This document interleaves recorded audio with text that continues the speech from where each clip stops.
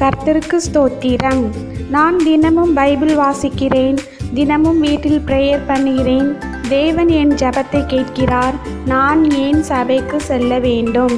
நான் ஆன்லைனில் யூடியூபில் தேவ செய்தி கேட்கிறேன். நான் ஏன் தேவ ஆலயத்திற்கு செல்ல வேண்டும்? அப்படியே சபைக்கு, அதாவது சர்ச்சுக்கு போனால் என்ன நன்மை என்ற சந்தேகம் எல்லாருக்குள்ளும் இருக்கும். இதை பற்றி நாம் தெளிவாக தெரிஞ்சுக்கணும் அப்படின்னா நான் உங்கள் முன்னாடி ஒரு கொஸ்டின் வைக்கிறேன். நாம் ஏன் ஸ்கூலுக்கு காலேஜுக்கெலாம் போகணும்? நம்ம தான் வீட்டிலேருந்தே படிக்கலாமே, இன்டர்நெட்டில் படிக்கலாம். எல்லா கோர்ஸஸும் இன்டர்நெட்டில் அவைலபிளாக இருக்குது. அப்படி இருந்தும் நாம் ஏன் ஸ்கூல் காலேஜஸ்க்கு ரெகுலர் பேசிஸில் போகிறோம்? காரணம், நம்ம வீட்டில் இருந்தால் நமக்கு டவுட் வரும். யார்கிட்ட போய் கேட்குறது? ஃப்ரெண்ட்ஸ்கிட்ட ஃபோனில் கேட்டாலும் சில நேரம் அவங்க அவைலபிளாக இருக்க மாட்டாங்க. வீட்டில் இருந்து படித்தா ஒழுங்காக படிக்க மாட்டோம். விளையாண்டு கொண்டே படிப்போம், சாப்பிட்டுட்டே படிப்போம், தூக்கம் வரும், சப்ஜெக்ட் மண்டையில் ஏறாது. நம்ம ஸ்கூலுக்கு போனாவே ஒழுங்காக படிக்க மாட்டோம். அப்புறம் வீட்டில் இருந்தால் எப்படி படிப்போம்? நிறைய பேர் இருப்பாங்க. ஸ்கூலுக்கு போனால் டவுட்ஸ்லாம் எல்லார்கிட்டேயும் போய் கேட்டு கிளாரிஃபை பண்ணிக்கலாம். அந்த பாடத்தை குறித்து நிறைய பேருக்கு பலவிதமான கருத்துக்கள் இருக்கும். அந்த பலவிதமான கருத்துக்கள் நம்ம கேட்கும்போது நமக்கு இன்னும் நிறைய நாலேஜ் கிடைக்கும். நாம் ஸ்கூல் காலேஜஸ்க்கு போனால் நமக்கு நிறைய ஃப்ரெண்டு கிடைப்பாங்க. ஒரு ரிலேஷன்ஷிப் நமக்கு உண்டாகும். டீச்சர் பாடத்தை மட்டும் சொல்லித்தர மாட்டாங்க, பிள்ளைங்களுக்கு ஒழுக்கத்தை கற்றுக் கொடுப்பாங்க. நம்ம நன்றாக வாழ, ஃப்யூச்சரில் ஷைனிங் ஸ்டாராக விளங்கத்தக்கதாக அவர்கள் நம்மை வழி நடத்துவாங்க. நாம் தனியாக வீட்டிலேருந்து படித்தா நமக்கு இந்த அனுபவம் கிடைக்காது. ஒன்றாக சேர்ந்து படிக்கும்போது ஒரு அன்பு கிடைக்கிறது. நம்ம பேரண்ட்ஸ் வீட்டில் டீச் பண்ணாலும் நாம் விளையாட்டுத்தனம் காட்டி நம்ம சரியாக படிக்க மாட்டோம். நமக்கு சரியான ஒரு கண்டிப்பு வீட்டிலே கிடைக்காது. ஆனால் ஸ்கூலில் அப்படி கிடையாது. டீச்சர்ஸ் நம்ம நல்ல கண்டித்து உணர்த்துவாங்க. ப்ரொஃபஸர் நமக்கு நல்ல ஒரு முன்னேற்றத்துக்காக நம்ம வழி நடத்துவாங்க. அவங்களுடைய அந்த கண்டிப்பின் மூலமாக, ஆலோசனை மூலமாக நாம் பட்டம் வாங்கி வாழ்க்கையில் முன்னேறுகிறோம். அதுபோல் தான் ஆவிக்குரிய ஜீவியத்திலும் நீங்கள் டெய்லி வீட்டில் பைபிள் வாசித்தாலும், ப்ரேயர் பண்ணாலும், ஜீசஸ் உங்கள் கூட பேசினாலும் அதில் ஒரு நிறைவு நமக்கு கிடைக்காது. நம்மை வழி நடத்த கர்த்தராக இயேசு கிறிஸ்து அவருடைய சீஷர்களுக்கு கட்டளையிட்டார். அதாவது நீங்கள் உலகம் எங்கும் போய் கர்த்தருடைய வார்த்தைகளை அறிவியுங்கள் என்று. சீஷர்கள் கர்த்தருடைய வார்த்தைகளை ஜனங்களுக்கு எடுத்து கூறி அவர்களை சீர்படுத்தி ஸ்திரப்படுத்தி கர்த்தருக்கு நேராக அவர்களை வழிநடத்துகிறார்கள். நீங்கள் தனி ஜெபம் பண்ணும்போது ஜீசஸ் கிட்ட பேசலாம். சில நேரம் ஜீசஸ் பேசின ஆழமான அர்த்தம் உங்களுக்கு தெரியாமல் இருக்கலாம். ஜீசஸ் பேசினதை கேட்காம நாம் அவரை அலட்சியம் பண்ணலாம். சாத்தான் நம்மை சோதிக்கும் போது நமக்கு என்ன செய்யணும் தெரியாது. இப்படிப்பட்ட சமயங்களை நமக்கு ஒரு ஆலோசனை சொல்ல, நம்மை வழி நடத்த பரிசுத்தவான்கள், ஊழியர்கள், டீச்சர் கண்டிப்பாக நமக்கு தேவை. ஸ்கூலில் காலேஜில் படிக்கிறப்போ நமக்கு அவங்க சப்ஜெக்ட் மட்டும் சொல்லித்தர மாட்டாங்க. Extra curricular activities, drawing, games, sports, dance, art work, இப்படி நிறைய நமக்கு சொல்லித்தருவாங்க. இப்படி நம்முடைய திறமைகள் அங்கே வெளிப்படுது. நமக்கு ஜீசஸ் கொடுத்த கிஃப்டை நாம் அறியலாம். எப்படி அறியலாம் அப்படின்னா, வீட்டில் தனியாக ஜெபிச்சுட்டு இருக்கும்போது அவ்வளவா நம்மளால் அறிந்து கொள்ள முடியாது. நாம் சபைக்கு சென்று வரும்போது நாம் அதை ஆழமாக உணரலாம். எப்படி அப்படின்னா, நாம் சர்ச்சுக்கு போகிறோம். அங்கே சில பேருக்கு குணமாக்கும் வரங்கள், சில பேருக்கு தீர்க்க தரிசன வரங்கள், அந்நிய பாஷையின் வரங்கள், இப்படி நிறைய வரங்கள் இருக்கும். குணமாக்கும் வரங்கள் எப்படி செயல்படும் அப்படின்னா, அநேகர் மத்தியில் கூடும்போது, சபை மத்தியில் கூடும்போது, அவர்களுக்காக ஜெபிக்கும் போது, தேவன் நம் மூலமாக கிரியை செய்யும் போது நம்மில் இந்த வரம் செயல்படுகிறது என்பதை நாம் அறிந்து கொள்ளலாம். நாம் தனியாக இருக்கும்போது இதை நம்மால் அறிந்து கொள்ள இயலாது. தீர்க்க தரிசன வரம் எப்படி செயல்படும் அப்படின்னா, சபையில் மத்தியில் தான் அது வெளிப்படும். தேவன் அவருடைய வார்த்தைகளை குறித்து நம்மை எச்சரிப்பார். தீர்க்க தரிசனத்தின் மூலமாக நம்மோடு பேசுவார், நமக்கு ஆறுதல் கூறுவார். இந்த கிஃப்ட்லாம் நிறைய பேருக்கு இருக்காது. தீர்க்க தரிசனம்னா என்னன்னு கூட நிறைய பேருக்கு தெரியாது. இப்படிப்பட்ட வரங்கள் சபைக்கு வரும்போது நாம் அறிந்து கொள்ளலாம், நாமளும் பெற்றுக்கொள்ளலாம். உங்களுடைய எக்ஸ்ட்ரா கரிக்குலர் கிஃப்ட்ஸ் பற்றி தெரிஞ்சுக்கணும் அப்படின்னா சபைக்கு வாங்க. கர்த்தர் உங்களை கொண்டு பெரிய காரியங்களை செய்வார். நீங்கள் வீட்டில் தனியாக ஜெபித்தால், ஆராதித்தால் கர்த்தர் உங்களை கொண்டு பிரயோஜனப்படுத்த முடியாது. ரட்சிக்கப்பட்ட ஒவ்வொருவரும் கர்த்தருடைய ஆத்மாவை ஆதாயப்படுத்துகிறவர்களாய் காணப்பட வேண்டும். நாம் சர்ச்சுக்கு வரும்போது தேவ ஊழியர்களுக்கு நாம் அதற்கு உதவியாக காணப்படலாம். ட்ராக்ஸ் ஊழியம் செய்யலாம், அவங்க கூட சேர்ந்து ஸ்ட்ரீட் ஊழியம் பண்ணலாம். கர்த்தர் உங்களுக்கு கொடுத்த வரத்தை நீங்கள் மற்றவர்கள் ரட்சிப்புக்காக பிரயோஜனப்படுத்தலாம். பாரத்தோடு கஷ்டத்தோடு வருகிறவர்களுக்கு நீங்கள் கர்த்தருடைய வசனத்தின் மூலம் ஆறுதல் வார்த்தைகளை கூறலாம். நீங்கள் பாரத்தோடு, கஷ்டத்தோடு, கவலையோடு வரும்போது மற்ற ஜனங்கள் உங்களுக்கு ஹெல்ப் பண்ணுவாங்க, கர்த்தருடைய வார்த்தைகளை சொல்லுவாங்க. ஊழியக்காரர்கள் உங்களுக்கு ஆலோசனை கூறுவார்கள், உங்களை கர்த்தருக்கு நேராக வழி நடத்துவார்கள். உங்களுக்கு ஒரு ஆறுதலாகவும் அதனின்று ஒரு மீட்பு பெற்றுக்கொண்டதாகவும் உங்களுக்கு சந்தோஷமாகவும் காணப்படும். நான் பைபிள் வாசிக்கிறேன், நான் ஏன் சர்ச்சுக்கு போய் வசனம் கேட்கணும்? இப்படி நிறைய பேருக்கு கொஸ்டின் வரும்.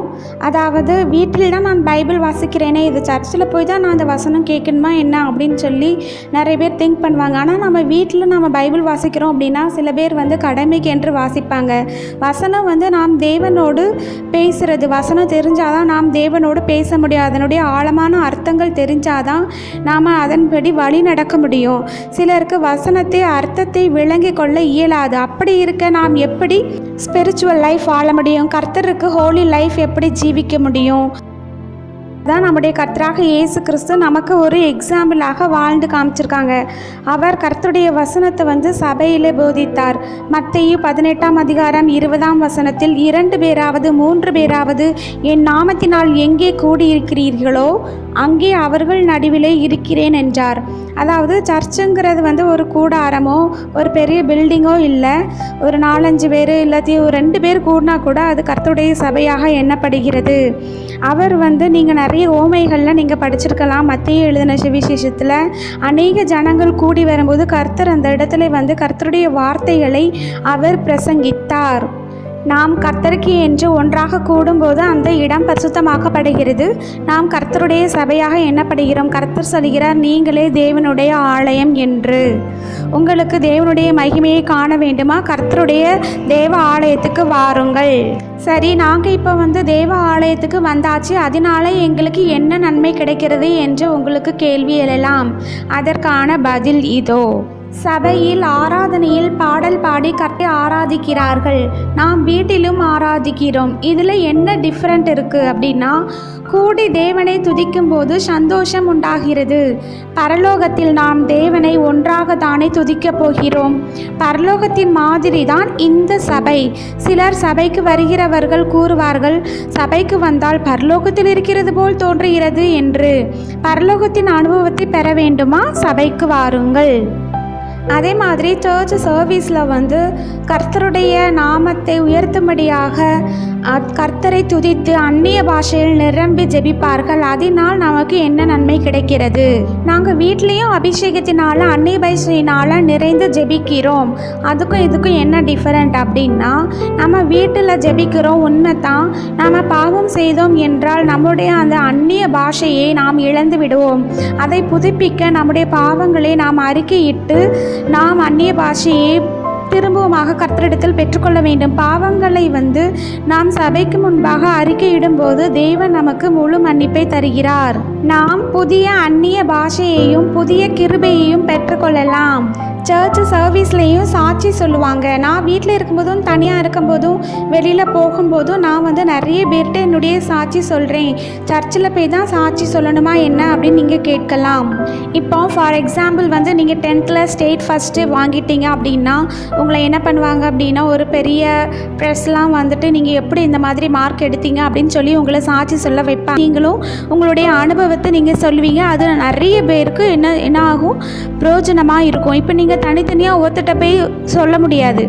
இப்போ இந்த மாதிரி ஒரு கூட்டத்தில் சொல்லும்போது அது அநேக பேருக்கு அது பிரயோஜனமாக விளங்கும். அதை மாதிரி தான் சர்ச்சிலையும் அந்த சாட்சி சொல்கிறாங்க. அதாவது நீங்கள் பெற்ற நன்மைகளை அநேகர் அறிந்து கொள்ளணும். அநேகருடைய வாழ்க்கையில் அது ஜெயமாக மாறும். அதாவது சபையில் உள்ள ஜனங்களுக்கு பக்தி விருத்தி உண்டாக இந்த சாட்சி சொல்லப்படுகிறது. அந்த சாட்சியின் மூலமாக நீங்கள் கர்த்தருக்கு சாட்சியாக காணப்படுவீர்கள். கர்த்தருடைய நாமத்தை மகிமைப்படுத்துவீர்கள். கர்த்தர் உங்களை குறித்து சாட்சி கொடுப்பார். நீங்கள் இந்த இடத்துல தான் சாத்தானின் நாமம் வெட்கமடைகிறது. கிறிஸ்துவினாலே நன்மை பெற்றுக்கொண்டீர்கள் என்று தேவன் இப்படியெல்லாம் நன்மை செய்வாரா என்று அவரை உயர்த்தி ஜனங்கள் அவர் பக்கமாக திரும்பும்போது சாத்தான் வெட்கப்பட்டு போவான். இது நீங்கள் வீட்டில் ஆன்லைன் சர்வீஸ்லாம் பார்த்தா உங்களுக்கு இந்த அனுபவம் உண்டாகாது. சாட்சியின் பலன் ரட்சிப்பு. இப்போ நாம் டூரிஸ்ட் பிளேசஸ்லாம் விசிட் பண்ணணும் அப்படின்னா நாம் அங்கே போயிட்டு அதை விசிட் பண்ணி அதை முழுமையாக நாம் உணர்ந்து அதோட ஹாப்பினஸ்ஸை வந்து நாம் பெறுகிறோம். ஆனால் இது நம்ம டிவியில் அந்த பிளேசஸ்லாம் பார்க்கும்போது அதோட ஹாப்பினஸ் வந்து நம்மளால் ஃபீல் பண்ண முடியாது, அதோட எக்ஸ்பீரியன்ஸை வந்து நாம் பெற்றுக்கொள்ள முடியாது. அதை போல தான் இந்த சர்ச்சு போகிற விஷயமும் நாம் ஆன்லைனில் பார்த்தாலோ இல்லாட்டினா வீட்டில் ஜெபிச்சாலோ நம்முடைய அந்த சர்ச்சின் அனுபவத்தை நாம் எப்போதுமே பெற்றுக்கொள்ள முடியாது. அங்கே போய் அனுபவிச்சாதான் அதோடைய நன்மையை நாம் பெற்றுக்கொள்ள முடியும். அதே தான் கர்த்தராகிய இயேசு கிறிஸ்து என்ன சொல்கிறாங்க அப்படின்னா, சபை கூடுதலை விட்டு விடாதிருங்கள் என்று.